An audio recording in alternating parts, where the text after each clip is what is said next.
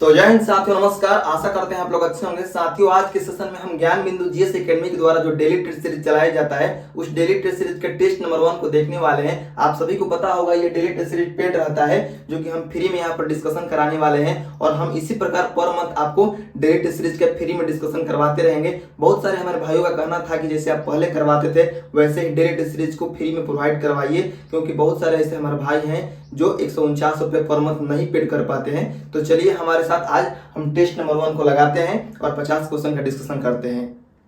तो आइए दोस्तों देखते हैं टेस्ट नंबर 1 के क्वेश्चन नंबर पहला से। तो क्वेश्चन नंबर पहला में दिया गया दोस्तों यहाँ पर, सोनगिरी का ऐतिहासिक दिगंबर जैन तीर्थस्थल स्थित है किस राज्य में? सोनगिरी का ऐतिहासिक दिगंबर जैन तीर्थस्थल किस राज्य में स्थित है? तो आपका सही उत्तर हो जाएगा मध्य प्रदेश में। आप सभी को पता होगा कि जैन धर्म जो है महावीर स्वामी की मृत्यु के बाद 2 भागों में बट गया था, दिगंबर संप्रदाय और श्वेतांबर संप्रदाय। तो सोनगिरी में दिगंबर संप्रदाय का जैन तीर्थस्थल है जो कि मध्य प्रदेश के दतिया जिला में है। ठीक है, याद रखिएगा, मध्य प्रदेश के दतिया जिला में स्थित है सोनगिरी के ऐतिहासिक दिगंबर जैन तीर्थस्थल। नेक्स्ट है आपका 2 नंबर क्वेश्चन। 2 नंबर क्वेश्चन में दिया गया है दोस्तों, सर्व कर लगाया जाता था, यानी जो सर्व नामक टैक्स है वह किस पर लगाया जाता था? तो आपका सही उत्तर हो जाएगा सिंचाई पर। सिंचाई पर सर्व कर लगाया जाता था। और जो सर्व कर है ना दोस्तों, इसका पूरा नाम है हक ए सर्व। ठीक है, हक ए सर्व जो है इसका पूरा नाम है। ठीक है, और ये फिरोज शाह तुगलक के शासनकाल में लगाया जाता था। याद रखिएगा, एफएसटी यानी फिरोज शाह तुगलक के शासनकाल में सर्व नामक कर सिंचाई पर लगाया जाता था। तो ऑप्शन नंबर बी आपका सही उत्तर हो गया। नेक्स्ट है आपका 3 नंबर क्वेश्चन, निम्नांकित में से किस युद्ध में एक पक्ष द्वारा प्रथम बार तोपों का उपयोग किया गया था? यानी किस युद्ध में तोपों का उपयोग किया गया था?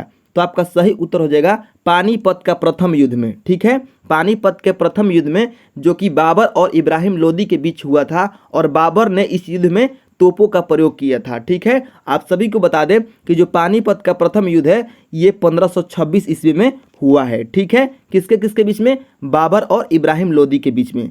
नेक्स्ट है आपका 4 नंबर क्वेश्चन, निम्नलिखित में से कौन सा कथन सही नहीं है? कौन सा कथन सही नहीं है? तो ऑप्शन नंबर ए में दिया गया है, भारत का राष्ट्रीय पक्षी पैवोक्रिस्टाटस है, यानी मोर है। मोर का वैज्ञानिक नाम जो है पैवोक्रिस्टाटस है।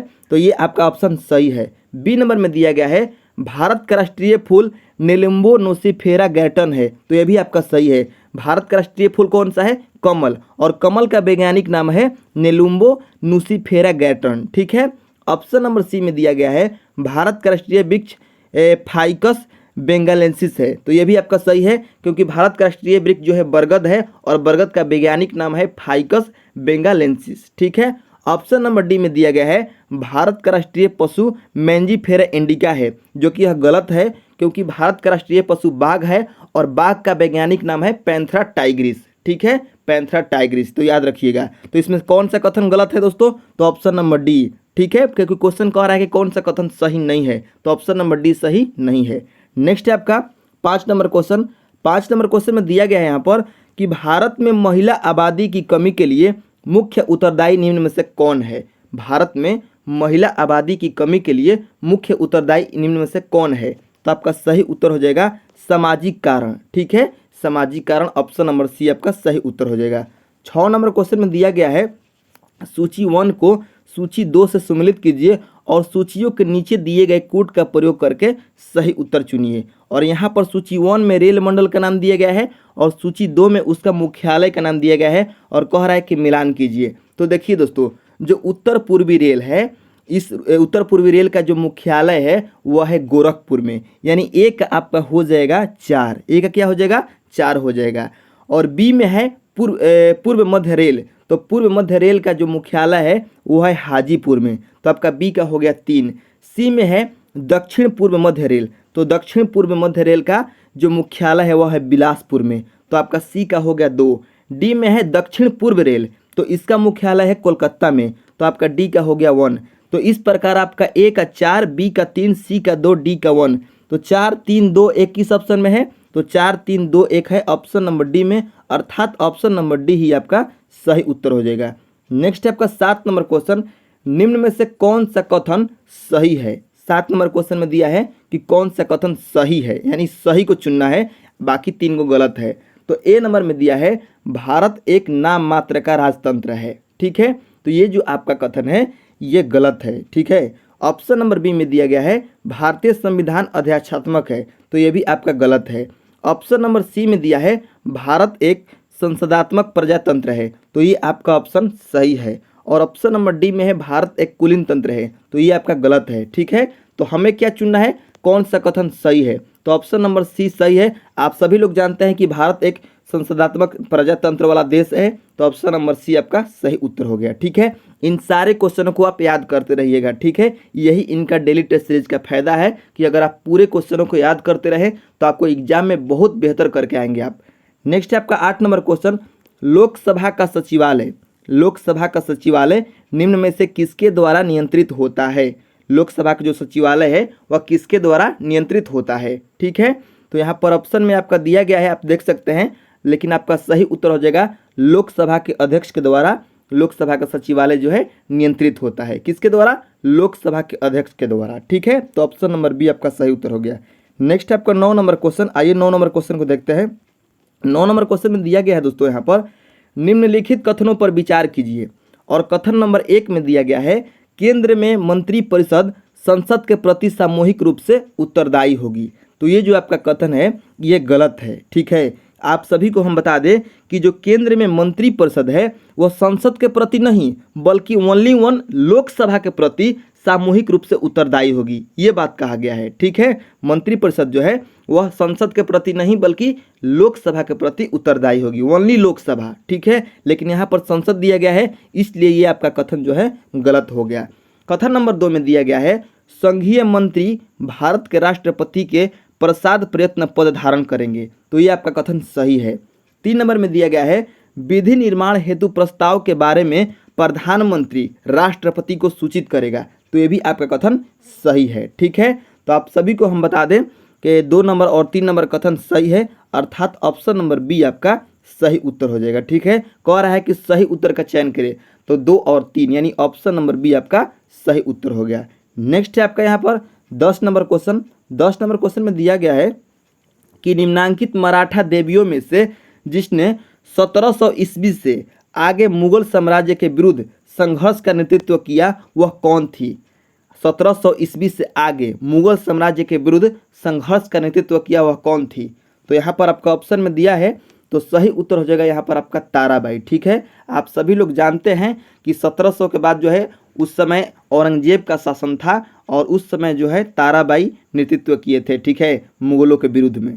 नेक्स्ट है आपका 11 नंबर क्वेश्चन। 11 नंबर क्वेश्चन में दिया गया है दोस्तों निम्नांकित में से वह कौन व्यक्ति था जिसने विदेश में गणतंत्रात्मक सरकार की स्थापना की थी। विदेश में गणतंत्रात्मक सरकार की संस्थापना की थी, तो यहाँ पर आपका सही उत्तर हो जाएगा महेंद्र प्रताप, यानी ऑप्शन नंबर ए आपका सही उत्तर हो जाएगा। और जो महेंद्र प्रताप है इनका मूल नाम है खड़ग सिंह। आप लोगों ने खड़ग सिंह के बारे में सुना होगा, तो खड़ग सिंह जो है यही महेंद्र प्रताप है। ठीक है, यानी इनका मूल नाम है खड़ग सिंह, लेकिन इनको महेंद्र प्रताप कहीं कहीं कहा जाता है, और ये उत्तर प्रदेश के रहने वाले हैं। ठीक है, और इन्होंने 1914 से 15 के दौरान जो है काबुल में गणतंत्र, जो अफगानिस्तान में काबुल है ना दोस्तों, तो अफगानिस्तान के काबुल में महेंद्र प्रताप यानी खड़ग सिंह ने गणतंत्रात्मक सरकार की स्थापना की थी। ठीक है, तो याद रखिएगा कब से कब तक, तो 1914 से 15 के दौरान इन्होंने गणतंत्रात्मक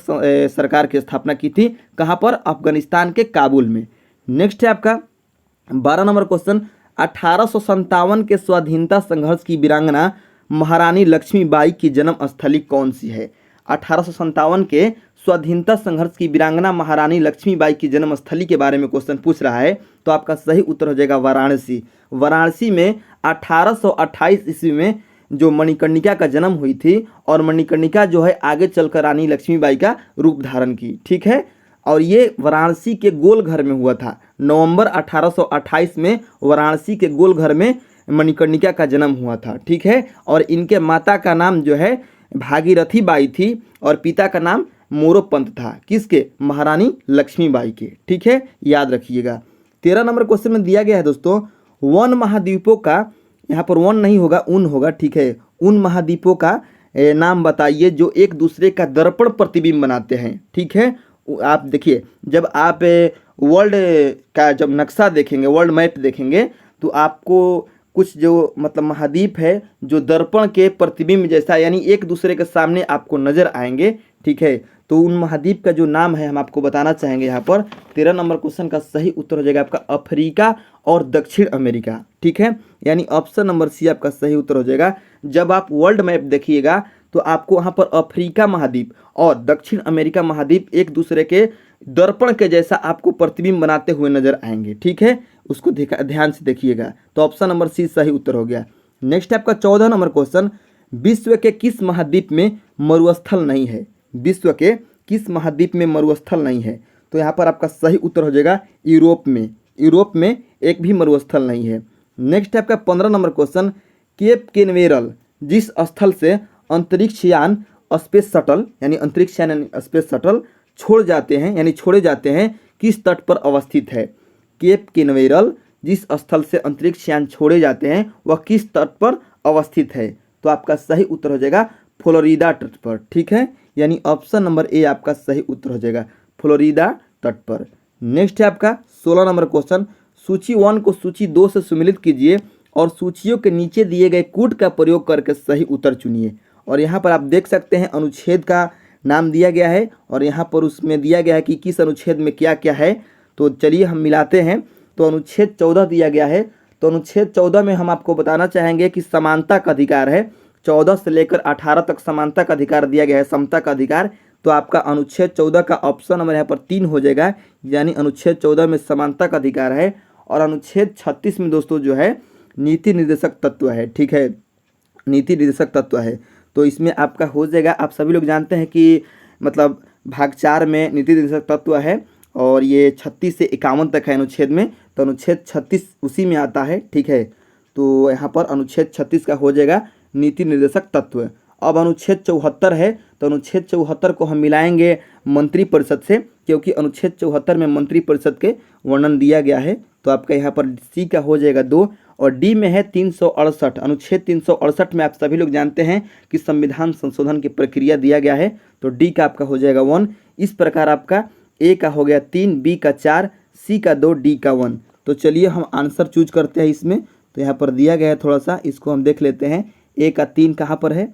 तो ए का 3, बी का 4, सी का 2, डी का 1, यानी ऑप्शन नंबर डी में यहाँ पर दिया गया है, अर्थात ऑप्शन नंबर डी ही हमारा सही उत्तर हो जाएगा। चलिए हम 17 नंबर क्वेश्चन को देखते हैं। 17 नंबर क्वेश्चन में दिया गया है दोस्तों, प्रोटेम स्पीकर, यहाँ पर प्रोटेम होगा, प्रोटेम स्पीकर का कर्तव्य होता है, यानी प्रोटेम स्पीकर का कर्तव्य क्या होता है यहाँ पर बताना है। तो चलिए हम ऑप्शन नंबर ए को पहले पढ़ते हैं। ऑप्शन नंबर ए में यहाँ पर दिया गया है दोस्तों 17 नंबर क्वेश्चन के ऑप्शन नंबर ए में, स्पीकर की अनुपस्थिति में सदन की कार्यवाही का संचालन करना। तो ये आपका नहीं होता है प्रोटेम स्पीकर का कार्य। सुनिए, हम आपको डायरेक्ट आंसर बता रहे हैं। 17 नंबर क्वेश्चन का आपका हो जाएगा सदस्यों को शपथ दिलाना, यानी ऑप्शन नंबर आपका 20 सही उत्तर हो जाएगा। प्रोटेम स्पीकर का काम होता है सदस्यों का शपथ दिलाना, यानी जो भी लोकसभा के नवनिर्वाचित सदस्य हैं उनको शपथ दिलाना प्रोटेम स्पीकर का कार्य होता है। और जब सभी सदस्य शपथ ले लेते हैं तो प्रोटेम स्पीकर का जो पद है अपने आप समाप्त हो जाता है। ठीक है, नेक्स्ट है आपका 18 नंबर क्वेश्चन, निम्न में से कौन एक रिट न्यायालय में कार्यवाही लंबित होने की दशा में लागू की जाती है? निम्न में से कौन एक रिट न्यायालय में कार्यवाही लंबित होने की दशा में लागू की जाती है?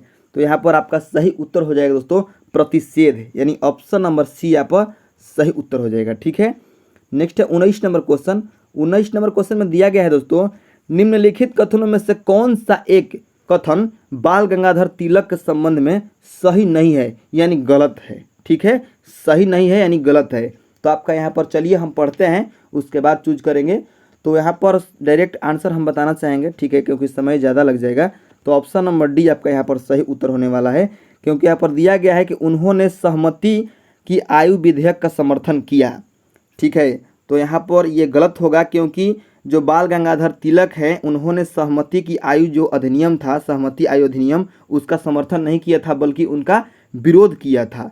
सहमति आयु अधिनियम जो है उसका विरोध किए थे बाल गंगाधर तिलक, और यहाँ पर दिया है कि समर्थन किया, लेकिन समर्थन नहीं किए थे, अर्थात यही जो आपका कथन है वह सही नहीं है। बाकी जो आप ऑप्शन नंबर ए में देख सकते हैं कि कह रहा है कि उन्होंने आर्यों के उत्तर ध्रुवीय आवास के सिद्धांत का प्रतिपादन किया, तो ये भी सही है, बाल गंगाधर तिलक का ये है स्टेटमेंट। और ऑप्शन नंबर बी में है उन्होंने गोवध विरोधी समाज की स्थापना की, तो ये भी आपका सही है। उन्होंने पूना में होम रूल लीग की स्थापना 1916 में किया एनी बेसेंट के साथ मिलकर, तो ये भी आपका सही है। ऑप्शन नंबर डी यहाँ पर सही नहीं है, अर्थात ऑप्शन नंबर डी ही हमारा सही उत्तर हो जाएगा। चलिए अब देखते हैं 20 नंबर क्वेश्चन को। 20 नंबर क्वेश्चन में दिया गया है दोस्तों, निम्नलिखित में से कौन सा कथन असत्य है, यानी कौन सा कथन जो है गलत है, हमें गलत कथन को चुनना है। तो चलिए देखते हैं पहले ऑप्शन नंबर ए से। तो ऑप्शन नंबर ए में दिया गया है दोस्तों कि 1856 में ईश्वर चंद्र विद्यासागर के प्रयासों से विधवा पुनर्विवाह कानून बना। 1856 में ईश्वर चंद्र विद्यासागर के प्रयासों से विधवा पुनर्विवाह कानून बना, तो ये जो आपका कथन है ये सही है। ऑप्शन नंबर बी में है इन्फेंट मैरिज प्रिवेंशन एक्ट के तहत 1931 में लॉर्ड इरविन के कार्यकाल में बना। इन्फेंट मैरिज प्रिवेंशन एक्ट 1931 में लॉर्ड इरविन के कार्यकाल में बना, तो ये भी आपका कथन सही है। ऑप्शन नंबर सी में है वर्ष 1948 में शारदा एक्ट में बदलाव कर लड़की की विवाह की उम्र 16 और लड़के की 19 कर दी गई, तो ये आपका कथन गलत है। ठीक है, क्यों गलत है? क्योंकि शारदा एक्ट के तहत जो मतलब लड़की के जो शादी का उम्र है तो वह किया गया था, मतलब 18 साल किया गया था, और लड़का का जो शादी का उम्र है वह 21 साल किया गया था। ठीक है, 21 साल किया गया था। यहाँ पर दिया है ऑप्शन नंबर डी में कि 1891 में बहराम जी मालाबारी के प्रयासों से एज ऑफ कंसेंट बना, तो ये भी आपका सही है। तो हमें चुनना है कि कौन सा यहाँ पर कथन गलत है, यानी असत्य है। तो ऑप्शन नंबर यहाँ पर सी असत्य है, अर्थात यही आपका सही उत्तर हो जाएगा। ठीक है, चलिए अब देखते हैं हम 21 नंबर क्वेश्चन को। 21 नंबर क्वेश्चन में दिया है Muhammadan Anglo oriental college Aligarh के संस्थापक सैयद अहमद खान के बारे में निम्नलिखित कथनों पर विचार कीजिए। देखिए यहाँ पर दिया गया है कि Muhammadan Anglo oriental college Aligarh के संस्थापक सैयद अहमद खान के बारे में निम्नलिखित कथनों पर विचार कीजिए। और आपका पहला नंबर कथन में दिया गया है कि वे भारतीय राष्ट्रीय कांग्रेस के पक्के समर्थक थे। ठीक है, जो कि गलत है, क्योंकि आप सभी को हम बताना चाहेंगे कि जो सैयद अहमद खान है अलीगढ़ के संस्थापक, वो भारतीय राष्ट्रीय कांग्रेस के पक्के समर्थक नहीं बल्कि धुर विरोधी थे। ठीक है, समर्थक नहीं थे बल्कि धुर विरोधी थे, तो ये आपका कथन यहाँ पर गलत हो जाता है। ऑप्शन नंबर यहाँ पर कथन नंबर 2 में दिया है कि मुस्लिमों में इस्लामी शिक्षा को प्रोत्साहित करने के उद्देश्य से मुहम्मदन एंग्लो ओरिएंटल कॉलेज की स्थापना की गई थी, तो ये भी जो आपका कथन है यह गलत है। ठीक है, यह कथन गलत है, तो यहाँ पर आपका सही उत्तर हो जाएगा ऑप्शन नंबर डी, न तो 1 और न ही 2। अब क्वेश्चन नंबर 22 में दिया गया है कि एक ऐसे क्षेत्र जहाँ वार्षिक वर्षा 200 सेंटीमीटर से अधिक होती है और ढलाव पहाड़ी स्थल है, जो ढलाव है वह पहाड़ी स्थल है, किसकी खेती अभिष्ट होगी, यानी किसकी खेती यहाँ पर अधिक होगी। तो आइए ऑप्शन देख लेते हैं 22 नंबर क्वेश्चन का। 22 नंबर क्वेश्चन का यहाँ पर दिया है सोन, कपास, चाय, मक्का, और तो इसमें आपका सही उत्तर हो जाएगा, हम आपको बताना चाहेंगे 22 नंबर क्वेश्चन का ऑप्शन नंबर सी हो जाएगा। ठीक है, और आप सभी को हम बताना चाहेंगे कि चाय की खेती के लिए 200 सेंटीमीटर से अधिक वर्षा चाहिए, और जो पहाड़ी है वह ढलान चाहिए, क्योंकि पानी आना चाहिए, बरसना चाहिए पानी, लेकिन वहाँ पर पानी का जमाव नहीं होना चाहिए, पानी रुकना नहीं चाहिए, तभी जाकर चाय की खेती सफल हो पाती है वहाँ पर। ठीक है, इसीलिए पहाड़ी को सीढ़ी नुमादार बनाया जाता है ताकि वहाँ पर खेती हो सके चाय की। नेक्स्ट है आपका 23 नंबर क्वेश्चन, रूर बेसिन प्रसिद्ध औद्योगिक क्षेत्र। रूर बेसिन प्रसिद्ध औद्योगिक क्षेत्र है इनमें से कौन? तो आपका सही उत्तर हो जाएगा जर्मनी। ठीक है, जर्मनी का यहाँ पर ऑप्शन नंबर यहाँ पर 20 सही उत्तर हो जाएगा। ठीक है, जो रूर बेसिन है वह जर्मनी का प्रसिद्ध औद्योगिक क्षेत्र है, और यहाँ पर दोस्तों कोयला का, ठीक है, कोयला के लिए प्रसिद्ध है। जर्मनी का जो रूर बेसिन है ना, यह कोयला के लिए प्रसिद्ध है, याद रखिएगा, जर्मनी का जो रूर बेसिन है वह कोयला के लिए प्रसिद्ध है। ठीक है, नेक्स्ट है आपका 24 नंबर क्वेश्चन, निम्नलिखित में से पूर्वी द्वीप समूह का कौन सा द्वीप 3 देशों में विभाजित है? निम्नलिखित में से पूर्वी द्वीप समूह का कौन सा द्वीप 3 देशों में विभाजित है? तो आपका सही उत्तर हो जाएगा बोर्नियो द्वीप, यानी ऑप्शन नंबर ए आपका सही उत्तर हो जाएगा।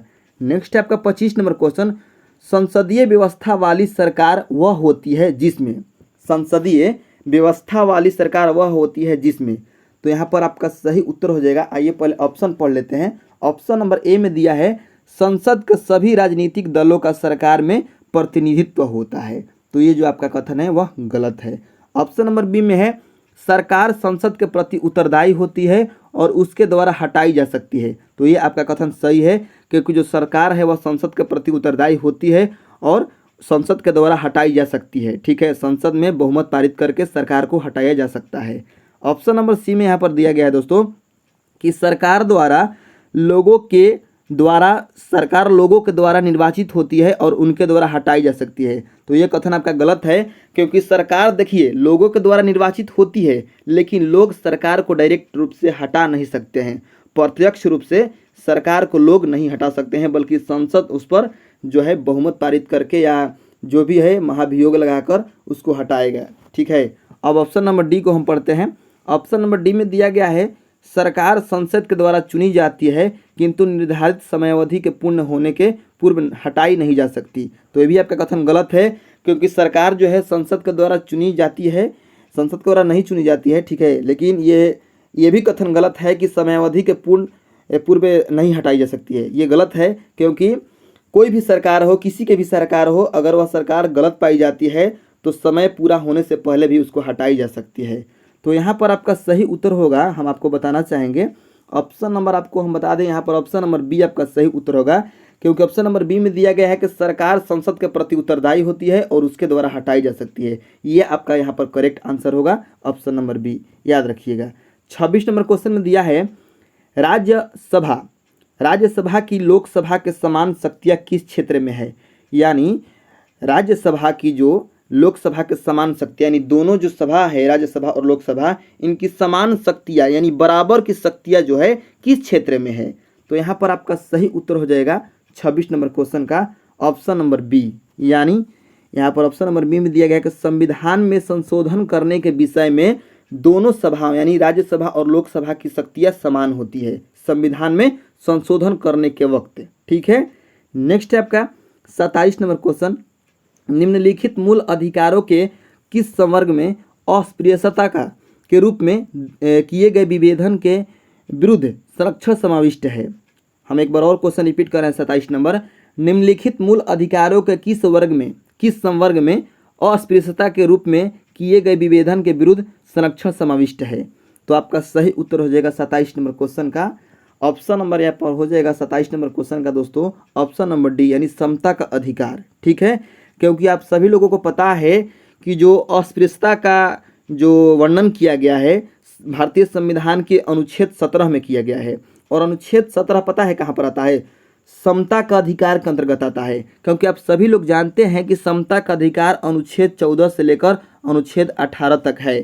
समता का अधिकार का वर्णन अनुच्छेद 14 से लेकर अनुच्छेद 18 तक वर्णित है, और इसी के बीच में अनुच्छेद 17 आता है, 14 से 18 के बीच में अनुच्छेद 17 आता है, जिसमें अस्पृश्यता के जो है उन्मूलन का उल्लेख है, वर्णन है अनुच्छेद 17 में।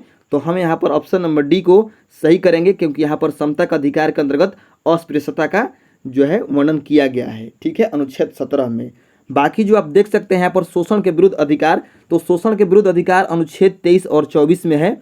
ठीक है, अनुच्छेद 23 और 24 में है, और स्वतंत्रता का अधिकार जो है अनुच्छेद 19 से 22 में है, अनुच्छेद 19 से लेकर 22 तक है आपका स्वतंत्रता का अधिकार, और संवैधानिक उपचार का अधिकार अनुच्छेद 32 में है, आप सभी लोग जानते हैं, और समता का अधिकार अनुच्छेद 14 से लेकर 18 तक है, और इसी के बीच में अनुच्छेद 17 आता है जिसमें अस्पृश्यता का उन्मूलन दिया गया है। ठीक है, तो ऑप्शन नंबर डी आपका सही उत्तर हो जाएगा।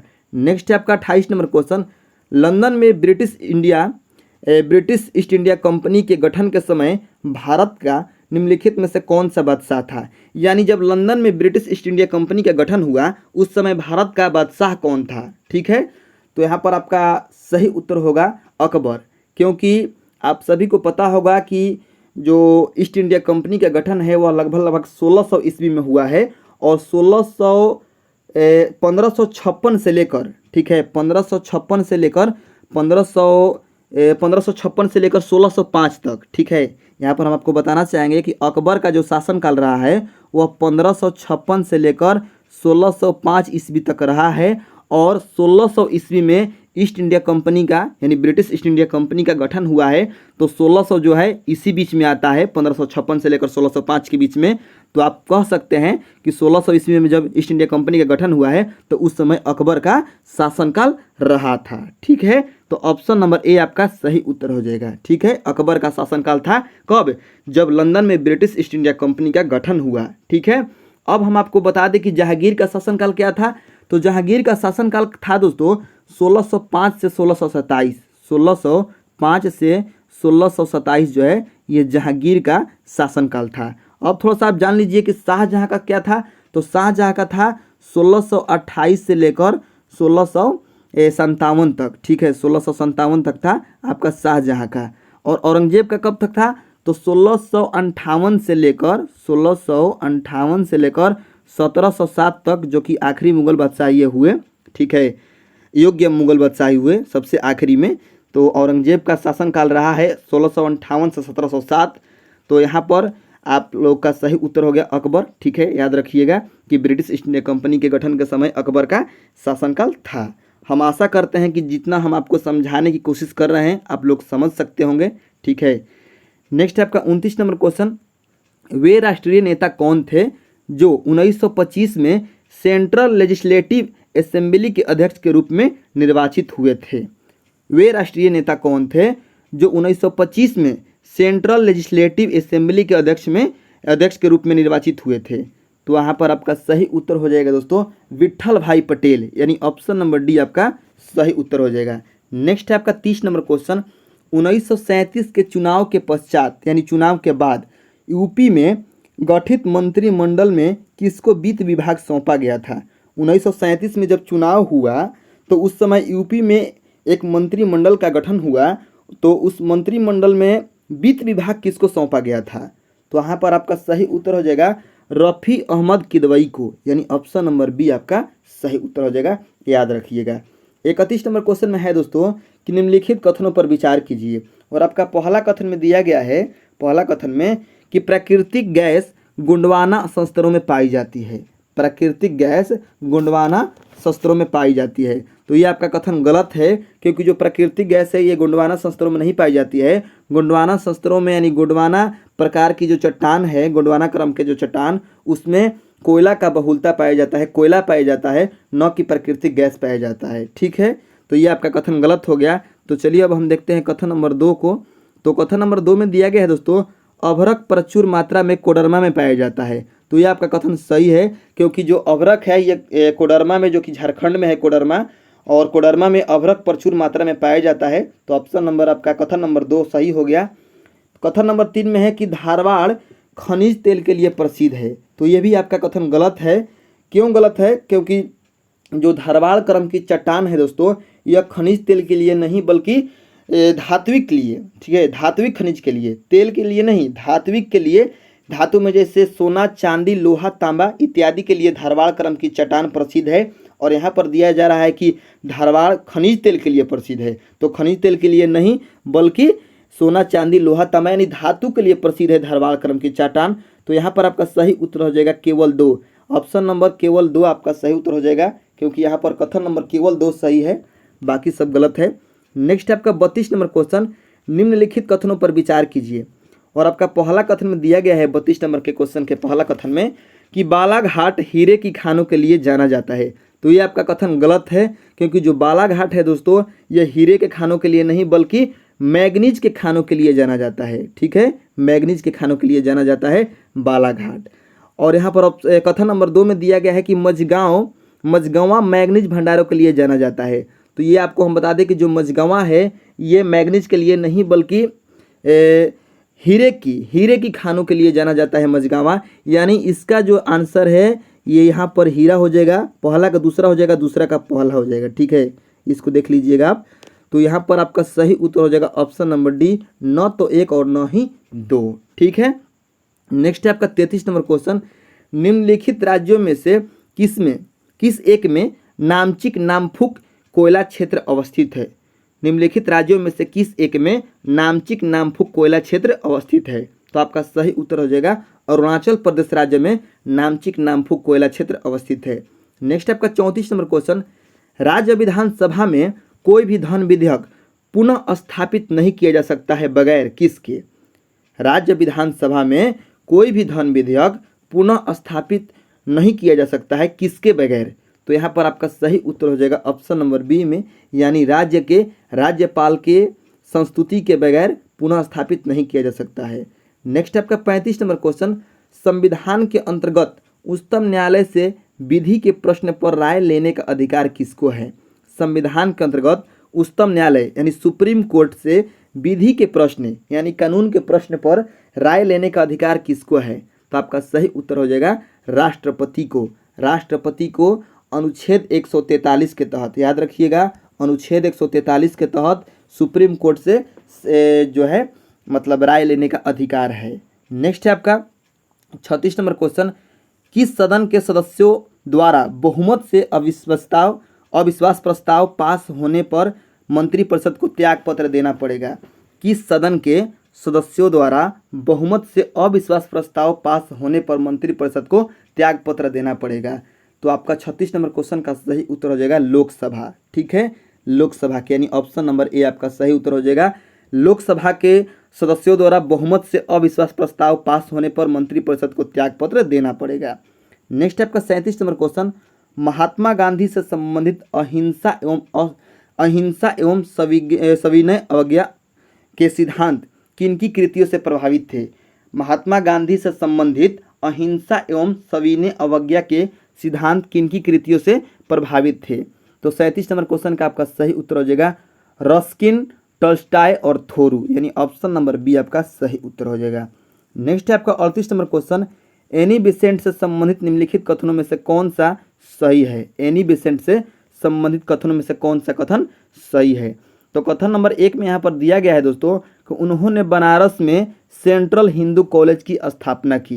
तो आप सभी को हम बता दें कि बनारस में सेंट्रल हिंदू कॉलेज की स्थापना 1818 ईस्वी में एनी बेसेंट ने किया था, जो कि आज के डेट में BHU कहा जा रहा है। ठीक है, जो BHU है यही पहले सेंट्रल हिंदू कॉलेज हुआ करता था, जिसकी स्थापना 1818 में हुआ था, और ये 1916 में जो है 1916 में इसका नाम बदलकर बनारस में पहले जो सेंट्रल हिंदू कॉलेज था इसका 1916 में, ठीक है, 1916 में इसका नाम बदल दिया गया और इसको BHU नाम दिया गया। क्या नाम दिया गया?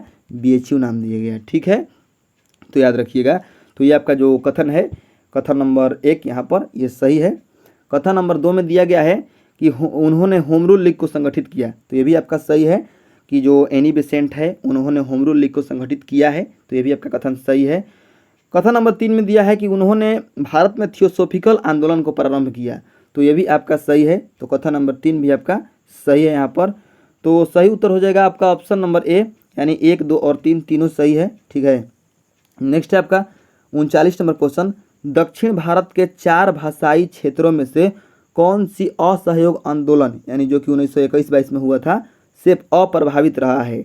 यानी दक्षिण भारत के जो 4 भाषाई क्षेत्र हैं उनमें से कौन सा ऐसा क्षेत्र था जो असहयोग आंदोलन से अप्रभावित था, यानी असहयोग आंदोलन का उस पर कोई भी प्रभाव नहीं पड़ा था? तो आपका 39 नंबर क्वेश्चन का आइए ऑप्शन देख लेते हैं, ऑप्शन में क्या क्या दिया है, उसके बाद हम आंसर डिसाइड करेंगे। तो यहाँ पर ऑप्शन में दिया है केरल, तमिलनाडु, आंध्र प्रदेश, कर्नाटक, तो आपका सही उत्तर हो जाएगा कर्नाटक। 40 नंबर क्वेश्चन में दिया है कि भारत के निम्नलिखित राष्ट्रपतियों में से कौन ट्रेड यूनियन आंदोलन से संबंधित रहा है?